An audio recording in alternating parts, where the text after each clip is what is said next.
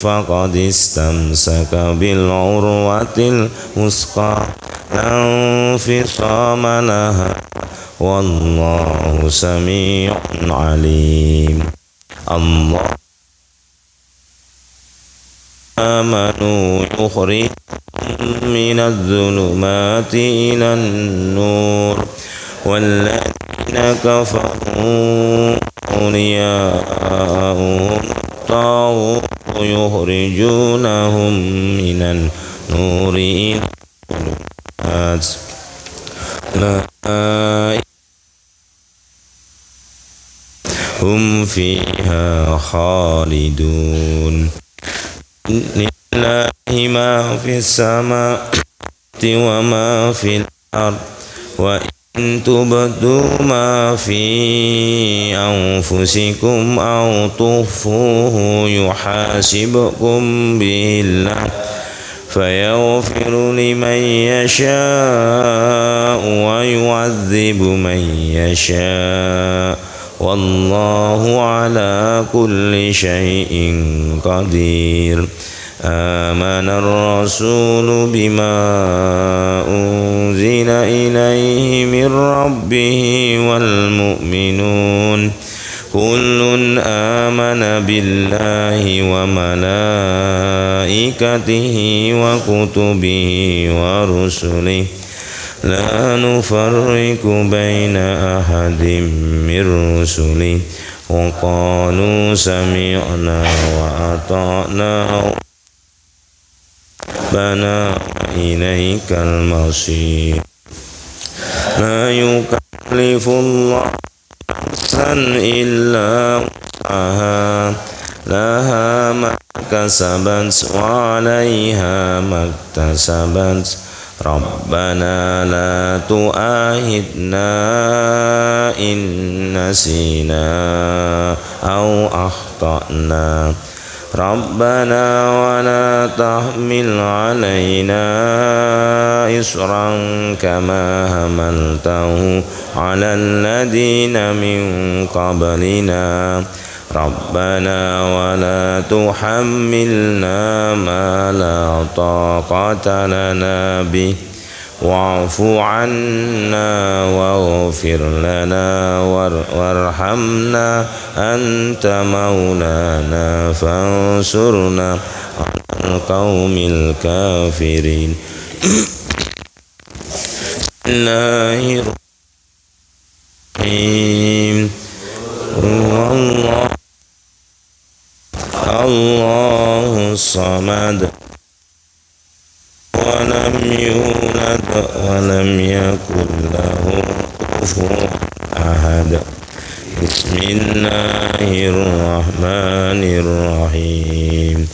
قل أعوذ برب الفلق من شر ما خلق ومن شر غاسق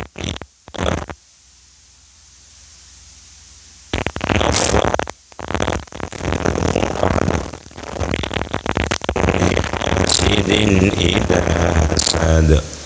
بسم الله الرحمن الرحيم. قل أعوذ برب الناس ملك الناس إله الناس من شر الوسواس الخناس الذي يوسوس في جنة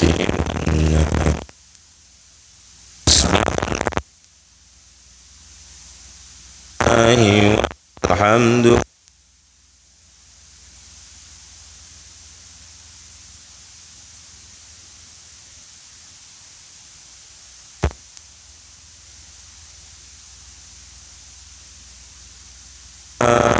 وكلمات وعلى دين نبينا محمد صلى الله عليه وسلم وعلى ملة أبينا إبراهيم حنيفا وما كان من المشركين. Allahumma inni asbahtu minka fi ni'matin wa afiyatin ma alayya ni'mataka wa afiyataka wa sitraka fid akhirah. Allahumma ma asbaha bi ni'mat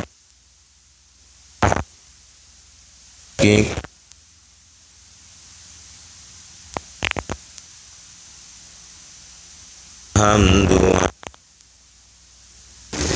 ya Rabbi lakal hamdu kama yanbaghi jalali wajhika wa adimi sultanik. Raditu billahi rabba wa bil islami dina wa bi Muhammadin nabiyyan wa rasula. Subhanallahi wa bihamdihi adada khalqihi wa ridha nafsihi wa zinata arshihi wa midada kalimatihi. Ayadurru ma'asmihi ardi wala fis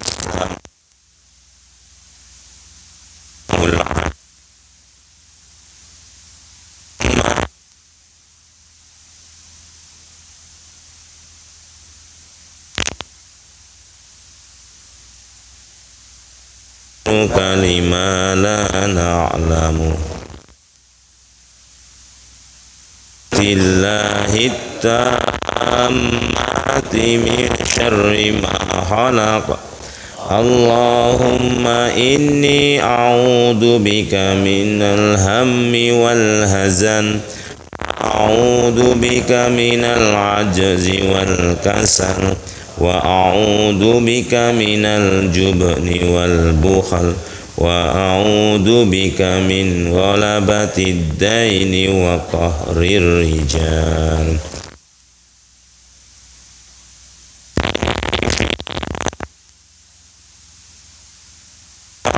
Afini fi sam'i sorry. Allahumma inni a'udhu bika minal kufri wal faqr. Allahumma inni a'udhu bika min adabil qabr.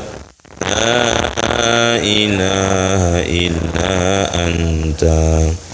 Allahumma anta rabbi la ilaha illa anta.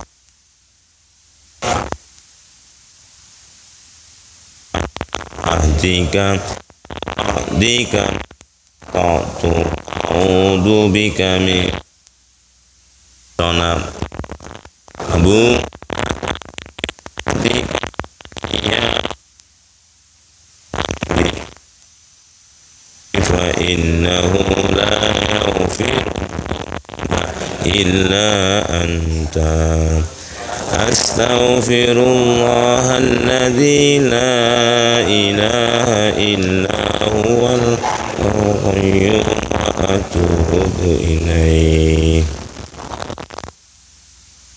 Salli ala sayyidina Muhammad wa ala ali sayyidina Muhammad kama sallaita ala sayyidina Ibrahim wa ala ali sayyidina Ibrahim wa barik ala sayyidina Muhammad wa ala ali sayyidina Muhammad sayyidina Ibrahim sayyidina Ibrahim fil alamin innaka hamidum majid.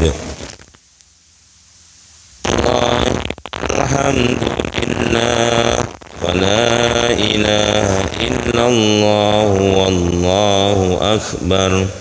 لا إله إلا الله وحده لا شريك له له الملك وله الحمد وهو على كل شيء قدير سبحانك اللهم وبحمدك أشهد أن لا إله إلا أنت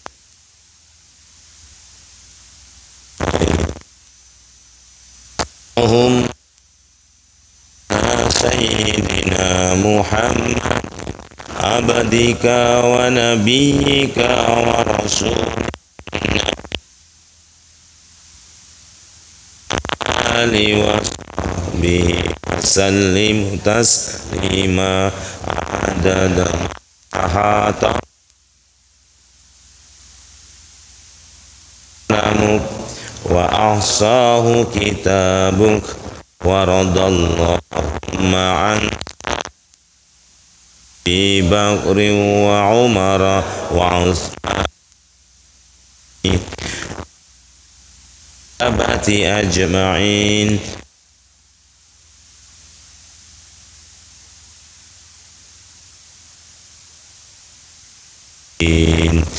سبحانك ربك رب العزة عما يصفون وسلام على المرسلين والحمد لله رب العالمين قل اللهم مالك الملك تؤتي الملك من تشاء وتنزع الملك ممن تشاء وتعز من تشاء وتذل من تشاء بيدك الخير إنك على كل شيء قدير تولج الليل في النهار وتولج النهار في الليل وتخرج الحي من الميت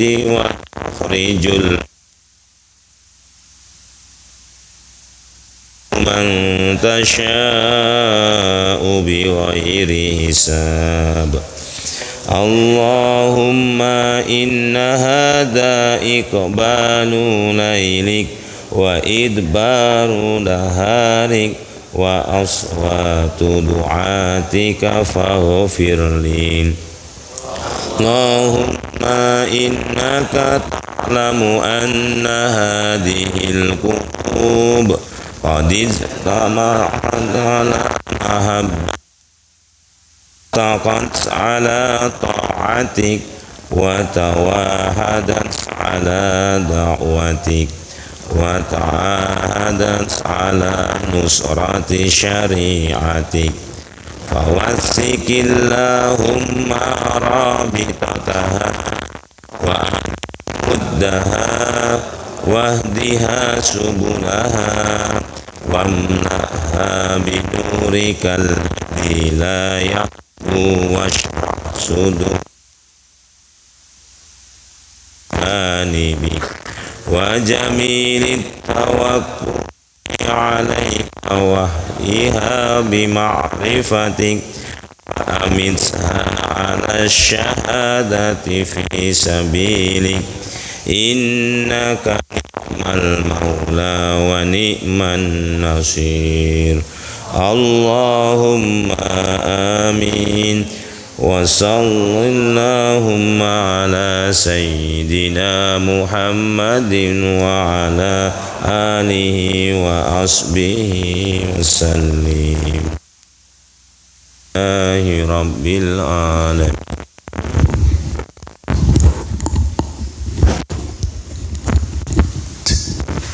Alhamdulillah, demikian tadi zikir pagi, dan selanjutnya digantikan dengan kajian yang akan disampaikan oleh Ustadz Hafidz Deklari. Waktu dan tempat kami persilahkan.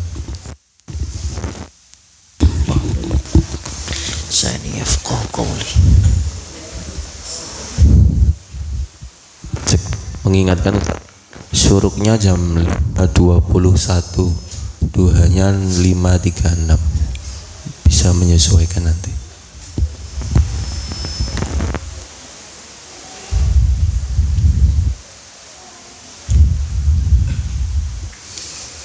Bismillahirrahmanirrahim. Assalamualaikum warahmatullahi wabarakatuh.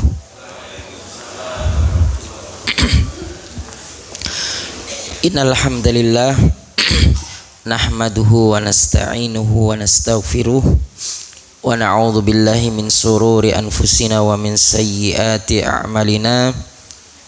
Man yahdihillahu fala mudhillalah wa man yudlil fala hadiyalah. Wa ashhadu an la ilaha illallah wahdahu la syarikalah wa ashhadu anna Muhammadan abduhu wa rasuluh la nabiyya ba'dah. Allahumma salli wa sallim wa barik ala nabiyyina Muhammadin wa ala alihi wa sahbihi ajmain, amma ba'du. Bapak Ibu sekalian yang saya cintai dan saya hormati, rahimani wa rahimakumullah wa barakallahu fikum. Alhamdulillah, pada kesempatan yang berbahagia ini kita kembali dipertemukan di waktu yang mulia, di waktu subuh.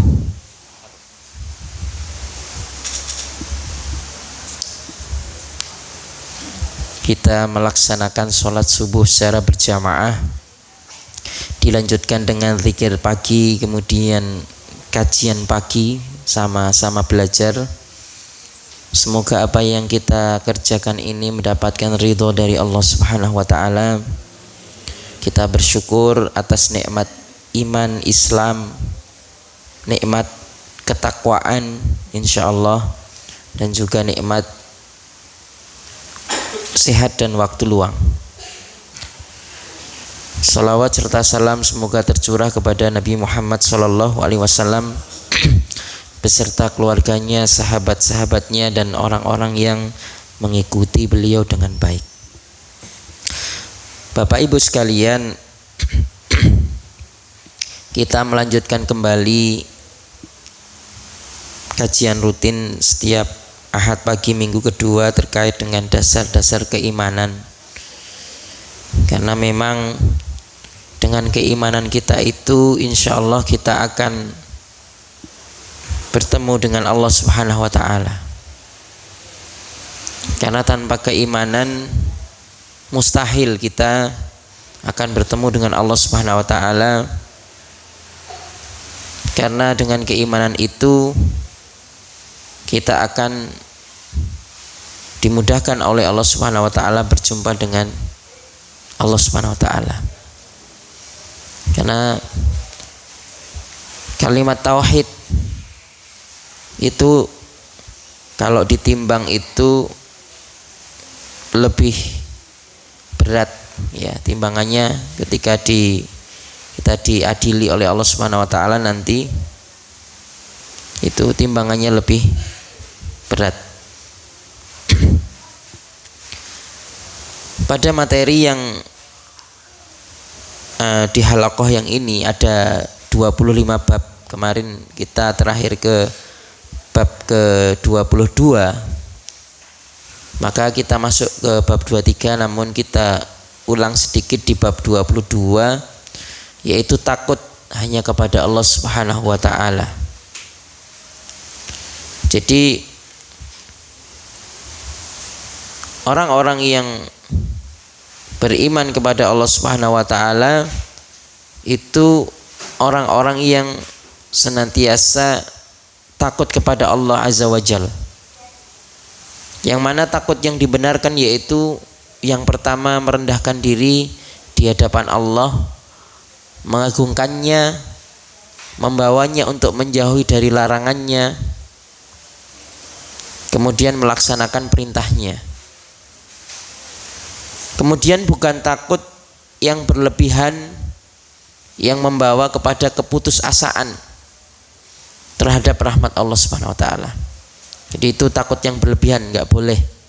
Kemudian contoh takut yang tidak diperbolehkan yaitu yang terlalu tipis yang tidak membawa pemiliknya kepada ketaatan kepada Allah Azza wa Jalla. Nah, ini adalah bentuk takut kepada Allah Subhanahu wa taala. Jadi kemudian Allah berfirman di dalam surah Ali Imran ayat 175 yang artinya sungguhnya itu hanyalah syaitan yang menakut-nakuti kalian wahai orang-orang yang beriman dengan wali-walinya atau penolong-penolongnya. Karena itu janganlah kalian takut kepada mereka, tetapi takutlah kalian kepadaku jika kalian benar-benar orang yang beriman. Jadi kalau kita ada was-was, takut yang berlebihan, ya jadi ya entah itu dalam bentuknya yang jin atau takut yang lain yang membuat kita jauh dari Allah, itu adalah takut dari syaitan. Itu terkait dengan takut hanya kepada Allah Subhanahu wa taala. Jadi orang-orang yang beriman itu tidak takut ya. Mereka tidak bersedih hati dan juga mereka itu senantiasa bahagia, senang. Dan mereka tidak takut melainkan hanya takut kepada Allah Subhanahu wa taala. Kemudian untuk halaqah yang ke-23 atau bab ke-23, yaitu taat ulama dalam kebenaran. Ya. Allah Subhanahu wa taala berfirman, "Ya ayyuhalladzina amanu athi'ullaha wa athi'ur rasul wa ulil amri minkum." Ya. Jadi ulama itu adalah orang-orang yang memiliki ilmu tentang Allah Azza wa Jalla dan juga agamanya. Jadi ulama itu orang yang membawa dirinya untuk bertakwa kepada Allah. Mereka pewaris para nabi. Jadi kedudukan mereka itu di dalam Islam sangat tinggi.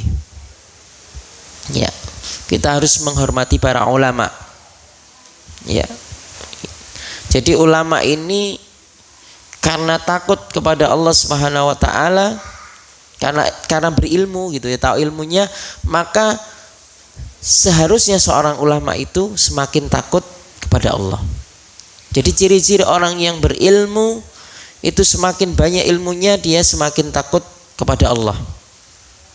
Takut kalau tidak memperbaiki amalannya, takut kalau dia berbuat maksiat dan lain sebagainya. Itu adalah ulama. Kemudian dari ayat tadi surah An-Nisa ayat 59, ya ayyuhalladzina amanu ati'ullah. Di sini ada kata ati'u, ketaatan. Wahai orang-orang yang beriman, taatlah kepada Allah, wa ati'ur rasul, dan taat kepada rasul. Taatilah rasul. Dalam penyebutan taat kepada Allah itu ada kata ati'u, dan Rasul juga ada ati'u. Tapi ketika wa ulil amri minkum itu tidak ada kata ati'u. Ulil amri di sini ada dua, yaitu pemimpin dan juga ulama. Ya. Atau bergabung dua-duanya. Dia juga pemimpin negara dan juga pemimpin agama. Itu luar biasa kalau pemimpin kita misalkan di Indonesia itu dia paham agama, dia juga paham pemerintahan, Masya Allah. Tapi ini sulit nyari yang seperti ini. Tapi minimal kalau sekarang Pak Prabowo jadi pemimpin itu yang backing itu para ulama. Ya, kan sekarang ada nggih ustadz-ustadz yang di sekitaran beliau. Ini bahaya kalau yang di samping-sampingnya itu bukan orang-orang yang berilmu. Minimal apapun afiliasinya, ketika ada ulama di situ, ya nggak parah-parah banget, ada yang menasihati. Ya, karena ada yang menasihati di situ. Tapi walaupun memang ya berat nih, maksudnya artinya untuk menasihati penguasa itu perlu strategi-strategi khusus supaya ya tidak seperti kemarin ya, maksudnya memang di dalam demokrasi kemarin kalau secara syariat memang tidak dibenarkan nggih, maksudnya tidak secara ini demonstrasi itu bukan yang disyariatkan Islam, tapi dalam negara demokrasi itu dilegalkan nggih. Dilegalkan. Cuman ketika di lapangan itu ya seperti kemarin, ya penjarahan dan sebagainya. Kalau tidak terkontrol dengan baik. Nah, itu adalah memang kita nggak boleh taat kepada pemimpin dalam hal perkara yang yang tidak ma'ruf, tidak baik, tidak benar.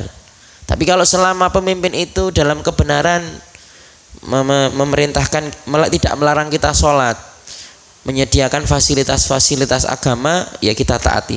Tapi kalau ada kebijakan-kebijakan yang tidak sesuai, ya diberikan masukan, diberikan kritikan, nggak masalah. Ada yang di situ pakar-pakar, misalkan pakar ekonomi sekarang yang lagi naik daun, Menteri Purbaya misalkan, nah, kasih aja surat, yang pakar ekonomi surati, sampaikan kepada wakil pemimpin kita, kritisi kebijakannya misalkan, tidak masalah selama orang itu punya ilmu. Jangan sampai kebijakan-kebijakan kita itu yang ngomentari apa di warung kopi, mohon maaf, orang yang nggak punya ilmu komentar gitu ya, itu nggak pas. Jadi masalah siasah itu harus orang-orang yang berilmu ya. Makanya ada perwakilan-perwakilan kita yang memberikan argumentasi di Dewan Perwakilan ya, karena mereka yang berilmu ya. Tidak semuanya sih, karena kadang-kadang non sewu ada yang perwakilannya tidak berilmu, ya ada kurang, maksudnya bukan bidangnya. Tapi tidak masalah, maksudnya artinya paling tidak ada perwakilan kita yang memberikan masukan-masukan ya, siapapun itu. Baik, di sini yang seperti yang kami sampaikan bahwa ulil amri itu mencakup ulama dan pemerintah. Jadi kalau dalam skop ulama ya, itu bisa jadi ustadz ya, kiai ya, atau panggilannya syekh ya. Syekh itu sebenarnya orang yang sudah tua, tapi ya syekh ya. Kalau ustadz itu biasanya kalau di Arab sana itu biasanya sudah bergelar doktor, disebut ustadz. Makanya saya nggak usah disebut ustadz ya, belum. Memang betul nggak apa-apa, karena memang kalau ustadz itu ya levelnya sudah tinggi sebenarnya secara makna ya kalau di sana. Jadi orang yang keilmuannya itu udah masya Allah, sudah luar biasa gitu ya. Kemudian apa yang diperintahkan oleh agama kita bahwa terkait dengan ulil amri kita. Kalau Allah dan Rasul sudah jelas wajib taat. Kemudian kalau dalam konteks ulama dan juga pemerintah ya, ulil amri di sini, maka kita menghormati mereka. Ya, khususnya yang di sini dibahas adalah ulama. Kita kesampingkan sedikit ulil amri dari sisi pemerintah dulu, karena pembahasannya adalah menghormati ulama. Jadi menghormati ulama kita bukan berarti mentaati mereka dalam segala hal sampai kepada kemaksiatan. Jadi ini kita taat kepada mereka. Ada ulama yang mengajarkan kebaikan ya, mengajarkan kita sholat, mengajarkan kita tauhid, mengajarkan hal kebaikan apapun itu, kita menghormati mereka. Tentunya dengan penghormatan yang tidak berlebih-lebihan. Seperti yang pertemuan sebelumnya, bahwa kita tidak menghormati ulama itu dengan mengkultuskan ulama. Ya, kalau kadang ini perlu kami jelaskan, bahwa kadang di media nanti kalau di kubur, di alam kubur itu nanti bilang aja saya ininya kenalannya ustadz ini, kiai ini atau habib ini misalkan, nanti pasti langsung. Ini tidak boleh ya. Itu contoh yang tidak boleh ya. Jadi kalau kita ingin mempelajari agama seorang, jangan lihat orangnya saja, tapi lihat ucapannya juga. Ucapannya ini menyelisih dalil atau tidak. Siapapun itu, termasuk saya. Nanti kalau saya ucapannya ada yang nggak srek, silahkan dikritisi. Selama ada dalilnya tidak apa-apa. Nah, apalagi kita yang di dunia akademik ya, biasa hal seperti itu, saling memberikan kritik. Ya, mungkin kalau saya pribadi di kampus gitu ya, kerjanya itu biasa kritik mengkritisi. Selama dia punya argumentasi yang kuat. Ya, namanya orang kadang dikritisi beber sedikit ya wajar. Nanti ya lewat habis itu. Namanya orang kan biasanya kadang ada orang yang mengkritisi dengan cara yang santun, ada yang keras, itu biasa. Misalnya Pak Joko ngkritisi ini, ya biasanya beber sedikit ya wajar, namanya manusia. Tapi habis itu lewat. Biasanya saya gitu. Kadang ya tersinggung sedikit, namanya manusia, wajar gitu ya. Wah ini sopo tong kritiki saya gitu. Tapi habis itu lewat, biasa aja gitu. Karena kita itu yang disampaikan itu kadangkala ya sebagai introspeksi diri kita bahwa oh kita juga manusia, kadang kita nggak sempurna ya, kita terus belajar. Ya. Jadi ulama ya itu sama seperti manusia yang lain. Ya. Ijtihadnya ya dalam mengambil kesimpulan hukum ya itu terkadang salah dan terkadang benar. Tapi kalau dia sudah levelnya ulama, dia sudah beristihad, bisa mampu beristihad. Istihad itu bukan seperti kita baca terus ini kayak istihad. Itu saya bukan istihad. Apa yang saya baca di sini itu sebenarnya mengikuti ulama. Karena saya belum levelnya istihad, masih jauh banget. Oke. Jadi kalau yang udah beristihad itu sudah sama sekali nggak taklid sama orang lain. Taklid itu ikut-ikutan. Kalau orang yang ulama, level ulama itu dia sudah bisa mengkaji hukum-hukum sendiri. Nyari referensi Quran, sunnah, hadis, kemudian dengan kaidah-kaidah mereka yang mereka kuasai muncullah sebuah hukum. Yaitu ulama. Kalau kita levelnya mungkin dai masih ya, penyeru. Ya, kalau ulama levelnya bukan seperti cuma baca seperti saya enggak. Ya, tapi kita minimal ya menyampaikan apa yang dari ulama-ulama tersebut yang menurut kita yakini thikoh ya, kita yakini kebenarannya. Nah, kalau ulama itu kalau benar beliau itu dapat 2 pahala, kalau salah dapat 1 pahala. Ya, kalau asal salahnya enggak kebablasan. Kalau dulu imam-imam itu kalau salah ada dalam tanda kutip wajar karena kadang informasi nggak sampai.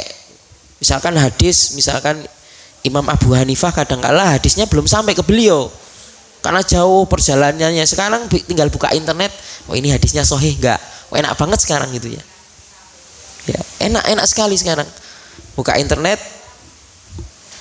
lihat hadis-hadis sahih, kumpulan hadis-hadis sahih, kumpulan hadis maudhu, kumpulan hadis dhaif sudah ada.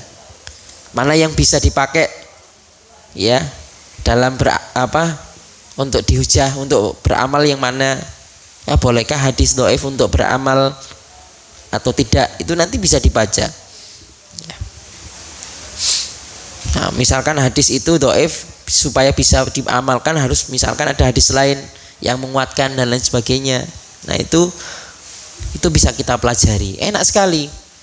Kadang kita nggak bisa bahasa Arab, bisa baca artikel-artikel di web-web yang sudah ada penjelasan ustadz-ustadz yang mumpuni di situ. Ya, kita gunakan akal pikiran kita untuk mengkomparasi, membandingkan satu sama lain. Oh, argumentasi ustadz ini seperti ini, argumentasi ustadz ini seperti ini. Oh, beliau menukil ulama ini, beliau menukil ulama ini. Kita bandingkan. Jadi kita dalam tanda kutip level tidak taklidnya itu bukan istihad, maksudnya tidak ikut-ikutan dalam artian kita sudah baca. Maksudnya tidak taklidnya kita itu bukan level istihad, tapi kita baca dulu ilmunya. Sehingga enggak cuma ikut-ikutan. Jangan-jangan yang dikatakan ustadz ini salah. Salah bukan berarti kita menghina ustadz itu atau ulama itu, bukan. Karena yang kita cari itu adalah kebenaran. Artinya apa? Ya seperti tadi, kadang ulama itu bisa penyampaiannya juga keliru, namanya juga manusia. Yang nggak bisa keliru itu siapa? Yaitu Rasulullah Shallallahu Alaihi Wasallam, dan dia sudah meninggal. Kalau Rasulullah masih hidup, tinggal tanya gimana hukumnya Rasulullah, enak gitu. Kalau nggak ada ya kita ikuti ulama. Mana ulama ini ketika menyampaikan, kita cross check dalilnya. Kalau nggak tahu tanya ulamanya. Kalau misalkan memang benar-benar nggak tahu ya cari ulama yang benar-benar kita sikoh, yang misalkan dekat rumah kita ada ustadz atau apa, kita pegang satu itu pendapat itu selama kita tanya dasar-dasarnya apa gitu ya. Bukan berarti kita itu tidak menghormati ulama itu. Ketika kita bertanya itu bukan berarti ingin menyerang ustadz itu atau ulama itu, tapi kita kritis. Makanya kan di dalam Al-Quran yang diturunkan awal kali adalah Iqra, bacalah. Baik itu membaca secara literasi ini ataupun membaca fenomena-fenomena. Ya, itulah orang Islam. Coba di kitab lain ada nggak Iqra misalkan? Artinya apa? Literasi kita kalau zaman sekarang itu literasi digital. Kita akses digital sudah mudah, ya gunakan untuk membaca sehingga kita bisa tahu, kemudian kita amalkan.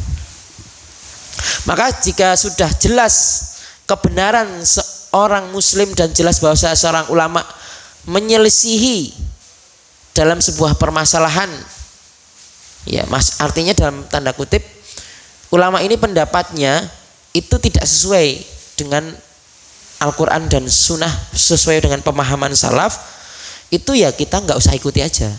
Kita ambil ulama yang mengikuti pemahaman para salaf.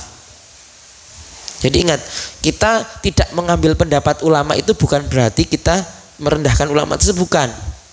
Itu adalah justru ingin kita menghormati Rasulullah SAW dan ingin menegakkan syariat Islam secara benar, ya kita cari yang paling tepat. Kalau nggak bisa secara langsung ya tanya ke Ustadz yang paling kita percaya mana, ya argumentasinya jelas, ya dalil-dalilnya yang dipaparkan beliau jelas dan itu bukan masuk akal ya, dan itu referensinya jelas, penjelasannya bagus gitu ya, maksudnya sesuai dengan kaidah yang benar, maka ya itu kita ikuti. Maksudnya sesuai dengan logika itu bukan berarti mengedepankan logika, bukan, maksudnya alur-alurnya gitu ya. Ya, kaidah ilmiahnya itu jelas, referensinya ada, misalkan Al-Quran atau hadis, penjelasan ulamanya siapa, kemudian siapa yang menjelaskan, ya. Itu caranya. Sebenarnya kalau kami di dunia akademik gitu ya, akademisi itu ada namanya istilahnya jurnal ilmiah gitu ya. Jurnal paper, artikel-artikel yang dipublish di internet, ya dipublish di publisher gitu ya. Publisher itu mereka di bidang itu saling mengkritisi. Itu sama sebenarnya di dalam Islam sudah punya budaya itu lebih duluan. Ya. Jadi ilmu mustalah hadis, ya. Itu kan bagaimana tentang ilmu hadis. Ya, dibahas di situ. Kok bisa tiba-tiba ini dalilnya sahih, ini kok dhaif, ulama ini menyatakan dhaif? Karena mereka itu, ulama itu punya kaidah-kaidahnya, punya ilmunya. Jadi tidak sembarangan mereka mengatakan itu. Ya. Kemudian ada istilah tidak ada ketaatan dalam kemaksiatan. Ya, sesungguhnya ketaatan hanya dalam kebenaran. Jadi kita tidak boleh taat dalam kemaksiatan, ya. Artinya kalau ada orang yang menyampaikan itu isinya tidak sesuai, ya, dengan kaidah-kaidah yang benar, ya nggak usah ikuti, kita jauhi, kita cari yang benar. Tapi kalau di lapangan ada seorang yang mentaati ulama itu dalam kemaksiatan kepada Allah, ya, misal membolehkan riba, contoh misalkan gitu ya, maka kita tidak boleh menjadikan ulama itu sebagai mengikuti ulama tersebut. Kalau kita masih mengikuti ulama tersebut, maka secara tidak langsung kita menjadikan ulama tersebut sebagai pembuat syariat, ya. Jadi kalau kita mengikuti ulama tersebut, fatwanya ulama itu jelas salah, riba itu halal, boleh misalkan. Kalau kita ikut, berarti kita secara nggak langsung mengikuti ulama tersebut, menganggap bahwa ulama tersebut itu sebagai pembuat syariat yang baru, ya, bukan sebagai penyampai syariat, ya. Seperti yang dilakukan oleh orang-orang yang Yahudi atau Nasara, ittakhadhu ahbarahum wa ruhbanahum arbaban min dunillah. Mereka orang-orang Yahudi dan Nasara menjadikan ulama dan ahli ibadah mereka sebagai sembahan selain Allah. Surah At-Taubah ayat 31. Ya. Jadi mereka menjadikan ulama dan ahli bidah tersebut sebagai pembuat syariat baru, karena mereka hanya mengikuti mereka, apapun yang dikatakan ulama-ulama mereka itu diikuti, walaupun mereka kadang ada yang mengubah-ubah ya teks-teksnya, redaksi narasi dari kitab-kitab. Makanya Al-Quran itu dijaga. Maka ketika ada, mohon maaf, ulama yang nyeleneh misalkan, dianggap ulama nyeleneh, mengubah-ubah itu, pasti ada yang kritisi langsung. Dan itu orang Islam sendiri kalau Islam seperti itu. Makanya ada penghafal Al-Quran. Penghafal Al-Quran itu termasuk juga penghafal hadis. Ketika redaksinya Al-Quran itu salah, ayat-ayatnya ya langsung dikritisi, karena ada yang hafal. Kalau mereka nggak ada yang hafal. Coba, kalau kita ada yang hafal, walaupun nanti cara bacanya ada yang beda, qiraahnya. Ya. Itu jamaah sekalian, terkait dengan kita itu mengikuti taat kepada ulama itu bukan berarti mengikuti secara membabi buta. Pokoknya ikut ulama ini, ikut. Pokoknya aku melu ormas A. Ormas A mesti masuk surga, enggak. Ya. Statement-statement yang pembodohan seperti ini harus dihindari. Tidak ada yang bisa menjamin apapun itu ormasnya ataupun itu gerakannya, itu enggak ada. Selama yang kita ikuti itu adalah apa yang disampaikan, ya. Jadi makanya apapun organisasi kita, kalau ditanya saya punya kartu apa, saya punya kartu Muhammadiyah. Tapi apakah saya harus mengikuti semua ustadznya Muhammadiyah? Ya belum tentu. Karena beda-beda variasinya ya. Di dalam itu beda-beda. Kadang ini yang diikuti yang mana yang lebih cenderung kepada kebenaran. Ya. Kalau saling mengkritisi di dalam organisasi itu biasa. Di kampus juga saling mengkritisi biasa.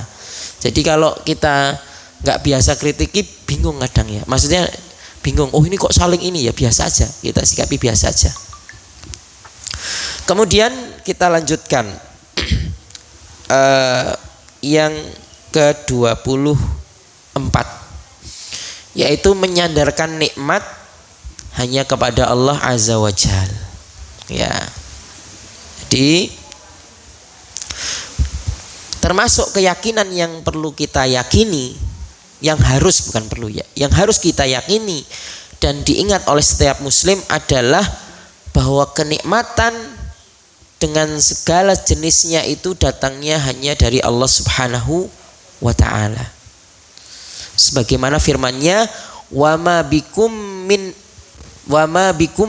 ni'matin faminallah. Kenikmatan apa saja yang kalian dapatkan maka asalnya dari Allah. Surah An-Nahl ayat 53. Jadi kadangkala kita begini mengatakan, nek ora ono Pak Joko mungkin aku ora selamat tadi gitu ya. Itu boleh ndak? Ya saya yakin semua orang Islam di hatinya menyandarkan mesti dengan Allah walaupun ucapan gitu. Tapi itu termasuk narasi yang termasuk syirik kecil. Ya, bukan syirik besar nggih, syirik kecil tetap. Kalau namanya syirik kecil ya dihindari, namanya syirik mosok di ini. Yang boleh itu mengatakan bahwa kalau bukan karena Allah niscaya kita sudah celaka. Ya, itu yang harus didahulukan. Walaupun nanti setelahnya ya lewat bantuannya Pak Joko misalkan ataupun yang lainnya, tapi kita dahulukan Allah Subhanahu wa taala. Ya, dengan menyebut-nyebut dengan kalimat-kalimat thayyibah, kalimat-kalimat yang baik, kita awali dengan itu, membiasakan dengan itu. Kalau ditanya, kalau muslim ketika mengucapkan nek rano Pak Joko aku celoko, itu mesti ya keyakinannya Allah dulu, cuman bukan itu. maksudnya membiasakan, jangan sampai kita mengatakan mendahulukan makhluk daripada mendahulukan Allah Subhanahu wa taala, karena itu termasuk dari syirik yang kecil. Kalau syirik kecil itu enggak mengeluarkan orang dari Islam, enggak. Cuman namanya syirik seperti riya apa juga mengeluarkan Islam? Enggak. Syirik kecil. Cuman nanti amalnya hilang gitu ya. Yang harusnya dapat pahala malah hilang. Nah, kalau yang kecil-kecil itu ditumpuk nanti jadi besar. Ya, kadang-kala ada orang yang mungkin tidak melakukan dosa besar, tapi dosa kecil-kecil ditumpuk jadi banyak banget. Nah, itu yang jadi bahaya, nggak kerasa. Ya, nggak kerasa. Ya, itu perlu hati-hati. Maka ya'rifuna ni'matallahi tsumma yungkirunaha. Mereka mengenal nikmat Allah kemudian mereka mengingkarinya. Ya.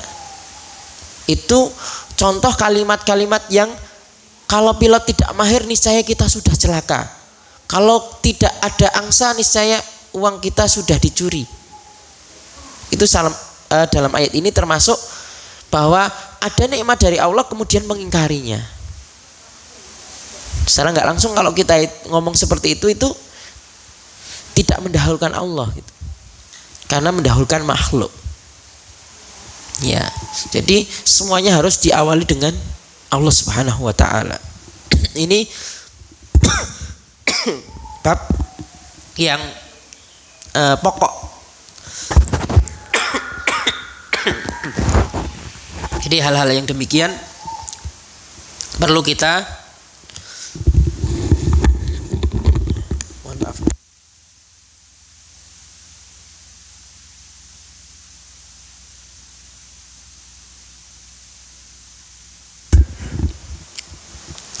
Nah, yang demikian karena Allah Azza wa Jal ini adalah yang memberikan nikmat keselamatan. Jadi segala sesuatu itu datangnya dari Allah. Kemudian keamanan, kesembuhan. Ya. Nah, sedangkan makhluk itu hanyalah alat sebagai untuk perantara sampainya kenikmatan itu kepada kita. Niku yang perlu kita yakini bersama. Kalau Allah Subhanahu wa taala itu tidak menghendaki, niscaya makhluk-makhluk itu tidak akan bergerak. Contoh misalkan tadi nek ora enek angsa, uang kita hilang, misalkan dia memelihara angsa gitu ya di rumah. Nah, kemudian ada maling gitu.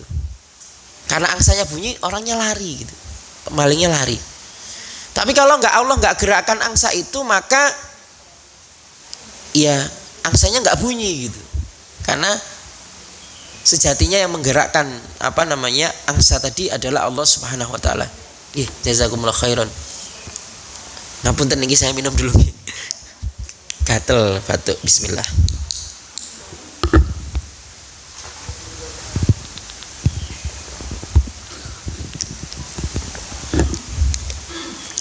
Jadi itu Bapak Ibu sekalian yang saya cintai, saya hormati. Jadi semuanya karena Allah Subhanahu wa taala. Kemudian ini yang terakhir untuk bab dasar-dasar keimanan atau bab akidah keyakinan kita, yaitu yang terakhir ridho dengan hukum Allah. Ya. Nah, ini ya. Allah sebagai pencipta manusia itu sangat menyayangi kita. Jadi sangat menyayangi kita. Dia adalah Ar-Rahman Ar-Rahim. Di antara bentuk kasih sayang Allah Subhanahu wa taala kepada makhluknya adalah menurunkan syariat Islam. Ya. Kita tidak akan membandingkan Allah dengan makhluknya. Dalam hal yang sederhana saja, ya, dalam level makhluk, kalau kita punya mobil, kita punya motor, itu ada buku panduan supaya motornya bagus, misalkan berapa kilo harus diservis, harus ganti oli dan sebagainya. Itu supaya terjamin kenyamanannya. Apalagi berkaitan dengan kehidupan. Maka orang yang paling maka yang paling tahu ya, yang paling tahu tentang manusia atau makhluknya, tentang alam semesta ini hanya Allah sebagai penciptanya. Ya. Ini bagaimana kadarnya, ini yang paling tahu ya yang memunculkan merek ini gitu ya, prosesnya. Nah, maka dengan syariat Islam itu kita akan mendapatkan kebahagiaan dunia dan akhirat. Dan dialah Allah yang mengetahui, dialah Allah yang maha bijaksana, hukumnya penuh dengan keadilan, hikmah dan juga kebaikan. Meskipun hal tersebut kadang samar bagi sebagian manusia. Ya.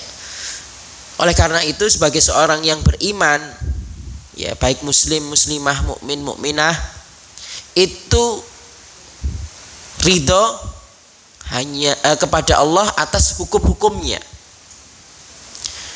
dan meyakini bahwa hukum-hukum tersebut di dalamnya ada kebaikan tadi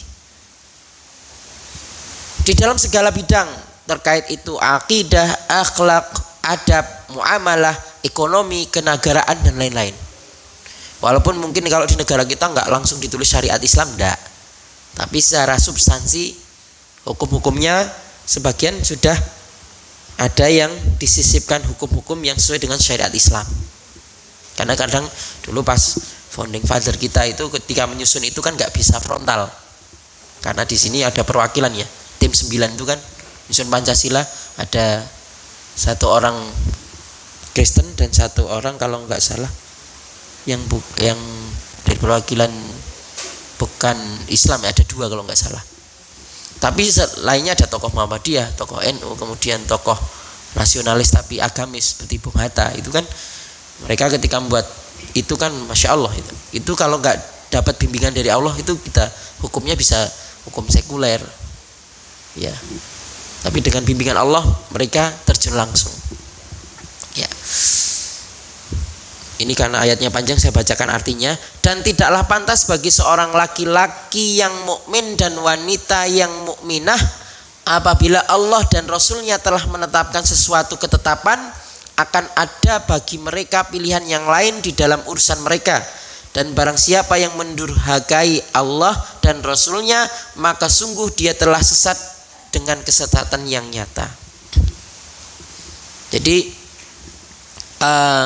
ketika ada hukum misalkan, kenapa kok di Islam ada hukum potong tangan misalkan, atau ada hukum kisos? Kalau kita menggunakan kacamata perspektif si pelaku pembunuhan, wah mesake dibunuh. Coba kalau dibalik, kalau kita dalam sisi kacamata korban, misalkan ibu kita yang naudzubillah ya, yang dibunuh, kira-kira terima mboten? Mesti miso-miso. Belum dihukum kita sudah membunuh orang itu. Nggih mboten? Ini logika. Tiba-tiba ibu kita ada yang bunuh di jalan, otomatis kita nggak pengen langsung ke pengadilan, langsung pengen bunuh eksekusi orang itu. Nggih mboten secara manusiawi. Tapi dalam Islam kisos ada. Caranya bagaimana? Di peradilan, kemudian kalau orang itu terbukti membunuh, kemudian dikisos dibunuh. Tapi kalau orang itu korban keluarga korban itu dia menerima gitu ya, itu kan ada diskusi di situ. Kemudian orang pembunuh itu membayar, kemudian dia itu sudahlah nggak apa-apa, nggak dibunuh, bisa, memang ada kaidahnya. Makanya di Saudi itu ada seperti itu. Makanya waktu itu kalau nggak salah ada TKW yang membunuh seorang ibu-ibu gitu ya. Itu menunggu ahli warisnya besar, anaknya masih bayi. Itu jangan salah, kadang di framing media, oh Saudi gini-gini gitu, oh TKW kita enggak ini gitu. Enggak, mereka itu menunggu sampai ahli warisnya besar, kemudian ditanya, ahli warisnya enggak terima, ya sudah dikisos, haknya ahli waris. Kalau ahli warisnya sudah besar menjawab enggak apa-apa, tapi membayar denda, ya sudah, enggak jadi dikisos. Kan makanya di ayatnya itu yang memaafkan itu lebih baik. Itu kan seperti itu. Tapi hukum tetap harus ditegakkan, tergantung ahli warisnya. Itu ketika itu kan kembali kepada korbannya, keluarga korban. Itulah keadilan. Makanya nggak boleh kalau membalas keburukan lebih buruk itu nggak boleh. Yang setimpal. Makanya ada orang yang membunuh ya balasnya dibunuh. Sudah selesai. Kan impas gitu ya kalau bahasanya. Kosong-kosong gitu ya bahasanya. Sehingga ketika di akhirat pun ketika yang sudah dikisos itu ya sudah clear gitu. Kan dia dosanya sudah setimpal. Itu sebenarnya. Jadi kalau dia sudah dapat hukuman di dunia sebenarnya meringankan pembunuh. Kan dia sudah tobat misalkan. Kemudian dia mendapatkan hukuman dikisos dibunuh juga. Sudah di akhirat nggak ada tanggungan orang pembunuh itu. Itulah keadilan Islam sebenarnya. Tapi kalau yang ini memaafkan ya sudah selesai juga. Itulah keadilan Islam. Tapi kadang-kala ketika ini orang HAM kadang-kadang melihat dari kacamata ini. Makanya sebenarnya hukum Islam itu upaya preventif. Kalau kamu nggak mau dibunuh, dikisos ya jangan membunuh. Kan logikanya seperti itu. Sama ketika potong tangan. Ya, orang yang mencuri. Ya, orang yang mencuri itu dipotong tangan. Hukumnya seperti itu. Berarti logikanya harus dibalik. Kalau nggak mau dipotong tangannya jangan mencuri. Koruptor gimana hukumnya lagi? Kemarin saya baca juga kaget. Koruptor itu kalau ulama itu ada istilah pembahasan ulama itu bukan lagi potong tangan, tapi dieksekusi, ada yang pendapatnya gitu. Karena dosanya lebih besar. Nah, itu contoh. Nggih. Baik, ini sudah jam 5:30. Ini sudah selesai babnya. Jadi intinya yang terakhir bahwa hukum Allah itu lebih baik. Kalaupun belum bisa diterapkan di negara kita, ya kita meyakini bahwa hukum Allah itu lebih baik, tapi belum bisa menjalankan. Itu Bapak Ibu sekalian yang saya cintai dan saya hormati. Kita tutup dengan bacaan hamdalah dan doa penutup majelis. Alhamdulillahirabbil alamin. Subhanakallahumma wa bihamdika asyhadu an la ilaha illa anta astaghfiruka wa atubu ilaik. Ya monggo silakan bisa dilanjutkan dengan salat syuruk. Assalamualaikum warahmatullahi wabarakatuh. Waalaikumsalam warahmatullahi wabarakatuh. Alhamdulillah, demikian kajian kita Pak. Semoga bermanfaat bagi kita semua. Mari kita lanjutkan dengan salat suruk. Waktu dan tempat kami silakan.